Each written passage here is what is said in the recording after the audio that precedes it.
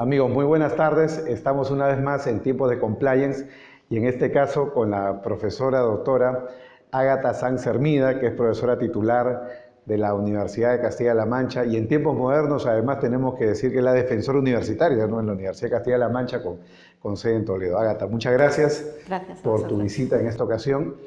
Y ahora vamos a hablar sobre algo de procesal, ¿no?, que es algo sobre lo cual no hemos hablado antes, pero que en definitiva tiene sus ribetes vinculados al compliance, ¿no?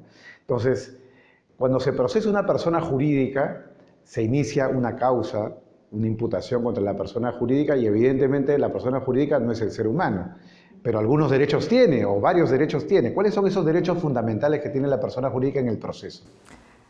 Bueno, pues si atendemos a lo que se establece en la Constitución y que luego ha interpretado nuestro Tribunal Supremo, en teoría la persona jurídica es titular de los mismos derechos procesales, con un importante matiz en aquello que no sea incompatible con su propia naturaleza jurídica.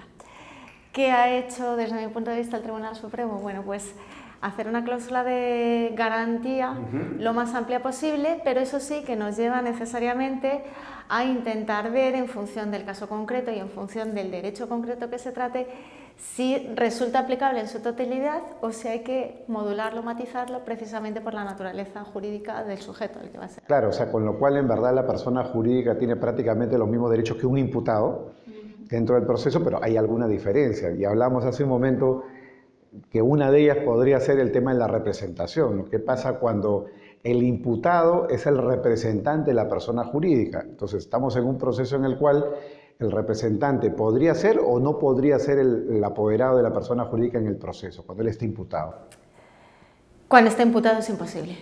El punto de partida, yo creo que el legislador español ha cogido una buena opción, porque ha dicho que el representante de la persona jurídica en el proceso es el representante especialmente designado, es decir, conscientemente lo ha distinguido de lo que sería el representante legal, teniendo en cuenta que en muchas ocasiones el representante legal podría también ser coinvestigado o coimputado.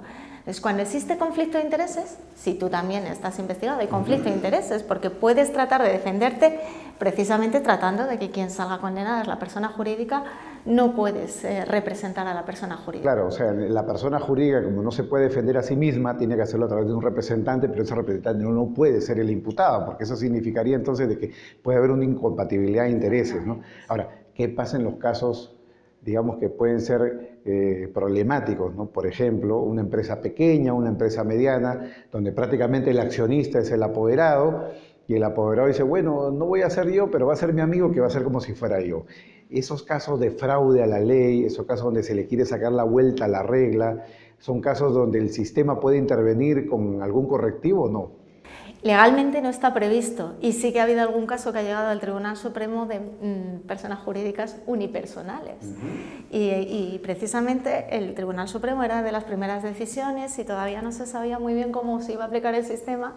Bueno, pues lo primero que puso de manifiesto es, aunque hay identidad de persona, hay que informar, porque eso es lo que requiere la imputación, hay que informar tanto al sujeto como persona física como persona jurídica.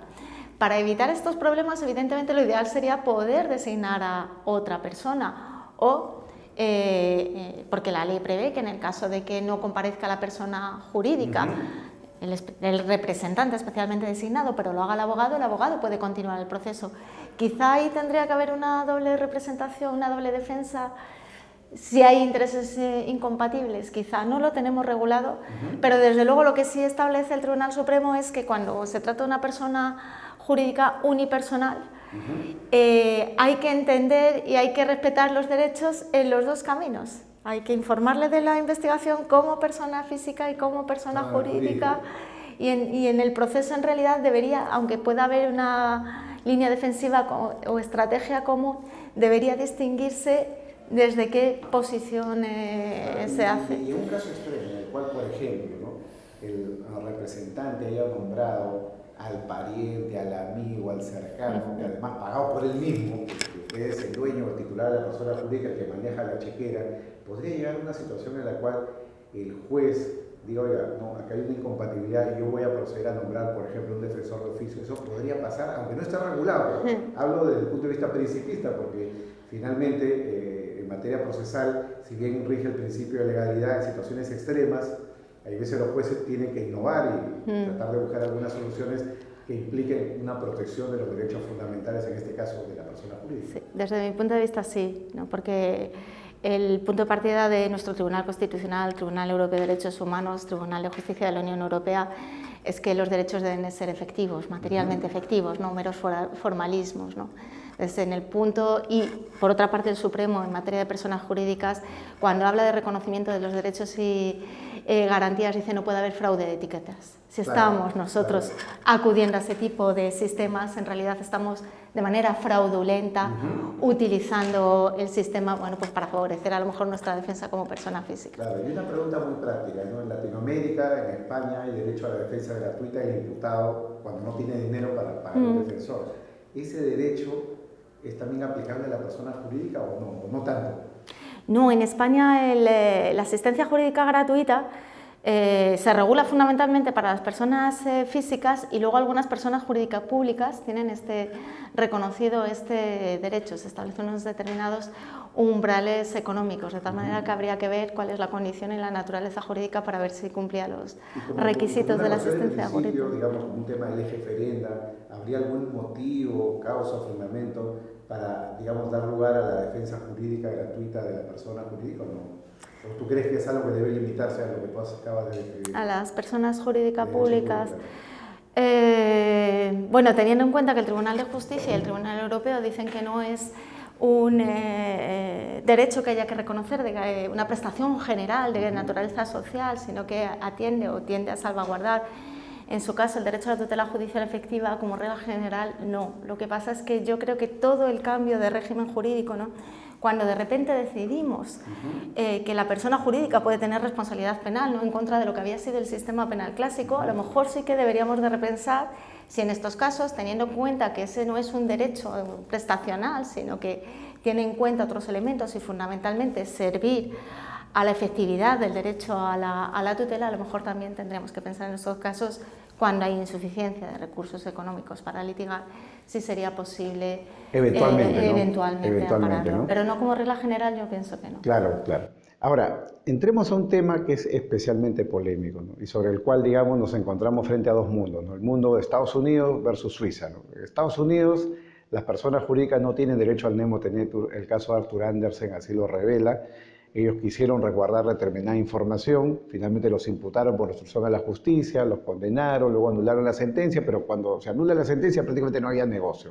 Modelo americano, no hay nemo tenetur, la empresa que destruye documentos, no declara, no colabora, se le considera obstruccionista a la justicia, que implicaría un cargo propio particular, delictivo. Versus Suiza, donde en el modelo suizo la persona jurídica prácticamente tiene, yo siempre lo digo, ¿no? Las verdaderas Chinese Wall son las que están en Suiza, ¿no? Las verdaderas murallas chinas del silencio están en Suiza. Los suizos son ampliamente protectores del derecho al silencio de la persona jurídica. El secreto bancario suizo así lo revela. ¿Cuál es tu posición dentro de esta discusión, ¿no? De estos dos mundos, digamos, totalmente antagónicos, ¿no? Estados Unidos versus Suiza? ¿Qué es lo que tú crees que es mejor para nuestro sistema del civil law, ¿no? ¿Reconocer o no, o alguna parte sí o no del nemo tenetur de la persona jurídica?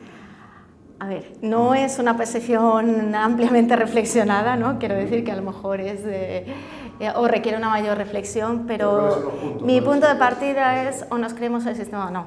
Quiero decir, si hemos decidido que establecemos un régimen de responsabilidad penal y que establecemos todos unos instrumentos procesales para garantizar ese régimen, los derechos procesales deben de ser esencialmente los mismos, con algunas matizaciones. Ya he dicho que nuestro Tribunal Supremo señala que en lo que no sea incompatible, pero ¿por qué a la persona jurídica a la que le exigimos responsabilidad de repente le vamos a negar el derecho al silencio?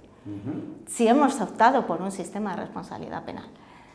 Si resulta que el fundamento es otro, el que hay detrás para llevar a cabo este modelo, y queremos cambiar también el sistema procesal, bueno, pues a lo mejor sí, ¿no? Pero si no...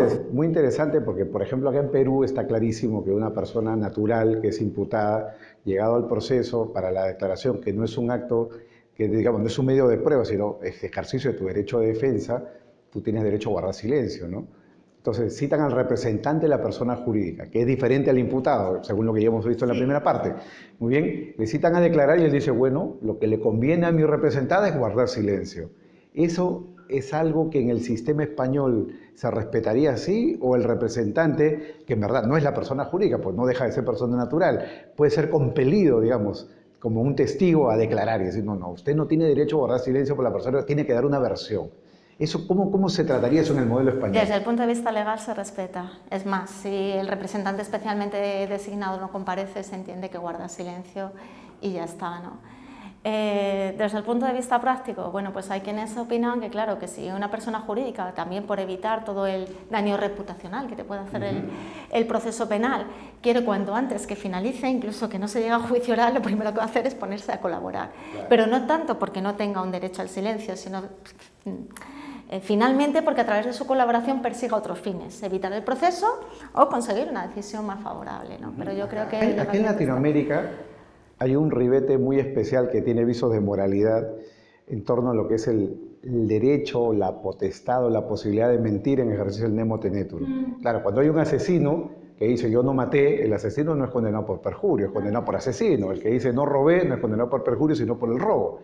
En el caso de las personas jurídicas, alguien que miente, el apoderado que miente, puede ser condenado por perjurio a tu juicio. Si miente en defensa de la persona jurídica, tiene que aceptarse como parte del nemo tenetur. Lo pregunto porque son cuestiones prácticas que surgen siempre en la discusión forense, ¿no? Desde mi punto de vista, vuelvo, aquí siempre recuerdo una frase que decía mi profesora de economía, ¿no? Manténganse en los conceptos, ¿no? Si nos mantenemos en nuestro modelo procesal penal y tenemos un investigado y resulta un encausado y resulta que le permitimos el derecho el ejercicio de sus derechos a la defensa, incluso acudiendo a la posibilidad de mentir, porque en el caso de la persona jurídica, ¿no? Claro, porque además el representante no mentiría para sí mismo, o sea, él no tendría un beneficio propio de la mentira, sino sería para su representada, ¿no? Porque ahí está actuando.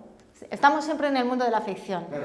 Al final, seguramente todo esto lo que pone en relieve es, no sé hasta qué punto se sustenta este sistema de responsabilidad penal de las personas jurídicas, pero si nos lo creemos, deberíamos de ser consecuentes. Y ahí además es muy interesante porque el representante, que puede haber sido previamente entrenado por abogados o por otros asesores jurídicos, puede hasta mentir culposamente, porque puede manejar una versión que dice, yo traigo acá la versión que me han dado, ¿no? Yo no estuve ahí presente, yo vengo acá en representación de la persona jurídica y cuento la versión del libreto que me han dado. Y de pronto es un libreto que es falso, fraudulento, con lo cual podría hasta mentir. Curiosamente, mientras las personas naturales no podemos mentir de manera, digamos, culposa, sino siempre dolosa, un apoderado podría mentir de manera imprudente, ¿no? Y eso no debería traer consecuencias, en todo caso, para la propia persona jurídica, porque ejerce la representación, ¿no? Y mira, hay un tema importantísimo, la parte documentaria, ¿no? Me imagino que en España es parecido como en Perú. Si una persona natural no entrega documentos porque es requerido, por ejemplo, en una investigación por blanqueo de capitales, una investigación por lavado de dinero, el Ministerio Fiscal, el juez pueden ordenar y ejecutar una medida cautelar para incautar bienes, ¿no? Documentación, información electrónica, información digital y armar el caso, ¿no? Pero ¿qué pasa en España? Y hagamos el comparativo. Si una persona natural destruye documentos y una persona jurídica destruye documentos. Por ejemplo, yo preveo, como me ha cogido el silencio, que pueden venir a por mí, pueden venir a mi oficina a buscar información digital, ¿no? Y yo ordeno borrar de mi computadora personal, porque soy el gerente de la empresa o el apoderado, borrar toda la información del disco duro, de la nube, y lo mismo de la persona jurídica. ¿Sabe qué? Hoy día reseteamos, volvemos a foja cero. Destruimos la información. ¿Eso que España tendría alguna consecuencia o no? Porque esto está ligado al tema del nemo tenetur, ¿no? Destruye documentos, ¿no? En Estados Unidos está clarísimo que eso sería obstrucción a la justicia. Incluso los que trabajan en las Big Four, tipo Ernst & Young, Pricewaterhouse, ellos tienen la obligación no solo moral y protocolar, sino legal, de guardar sus notas, incluso los borradores, ¿no? Así como los profesores guardan sus notas y borradores, sus artículos que les han ayudado a producir algo, igual ellos guardan sus anotaciones. Pero claro, eso en España, ¿cómo se trata, no? Acá en Perú no hay nada regulado ni nada zanjado en la jurisprudencia. ¿Cómo se trataría eso? O sea, en España, cuando existe riesgo de destrucción de pruebas, con una persona física se pueden adoptar medidas cautelares que incluyen el que esa persona física vaya a prisión provisional. Bueno, pues en el caso de la persona jurídica se podrían adoptar también medidas cautelares, además de las correspondientes órdenes de entrada y registro inmediatas, precisamente pues sería, digamos, con la finalidad de tratar de evitarlo. Peligro procesal. Sería un caso de peligro procesal, pero ¿habría alguna consecuencia penal de hacer eso? ¿Sería un caso de obstrucción a la justicia o sería parte de tu derecho a no autoincriminarte? ¿Cómo se trataría eso en España en el estado actual? Yo creo que no habría un delito de obstrucción de la justicia, se vería como forma parte de la estrategia procesal. Lo que pasa es que luego en el enjuiciamiento, ¿no?, en materia de prueba, bueno, pues se puede constituir un indicio, si al final queda acreditado que se han destruido determinados documentos, no sabemos el contenido, pero que la empresa se ha hecho borrado y se puede constatar que al menos, cuando menos, ha habido borrado o reseteado de ordenadores, bueno, pues puede ser un elemento más, un indicio que pueda, en su caso, siempre que existan otras pruebas, ¿no?, pues servir para fundamentar una condena. Ágata, y una cuestión final para terminar. ¿Cuál crees tú que es el futuro del proceso penal contra la persona jurídica? ¿Tú crees que se debe de construir un estatuto propio o simplemente reglas específicas? Ahora que están en proceso, bueno, en España está en proceso de reforma procesal permanente, digamos, ¿no? Hay bueno, ahora como estamos en una época política un poco más... Claro, pero ¿tú crees que debe haber un estatuto propio o tú crees que simplemente debemos mantener las viejas regulaciones procesales con el acusatorio y algunas reglas específicas? ¿O tú crees que debe haber un yo más propio? bien me creo la regla del Tribunal Supremo, ¿no? Claro. Hay que aplicar las mismas garantías con las modulaciones necesarias por la naturaleza, en lo que no resulte, mejor dicho, incompatible con la naturaleza, porque si vamos excepcionando, entonces al final acabamos creando engendros. Ya es un engendro, si se permite, por lo que resultan los postulados clásicos, ¿no?, establecer la responsabilidad penal de las personas jurídicas. Si al final establecemos todo un régimen excepcional, especial, a lo mejor no hay que hablar de proceso penal, hay que hablar de otro tipo de proceso y otorgarle otra naturaleza jurídica. Tipo un proceso contravencional, ¿no? Claro, bueno, muy interesante. Ágata, muchas gracias y amigos, ha sido todo por hoy en tiempos de compliance. Hasta luego. Gracias, Ágata. Gracias, muchas gracias.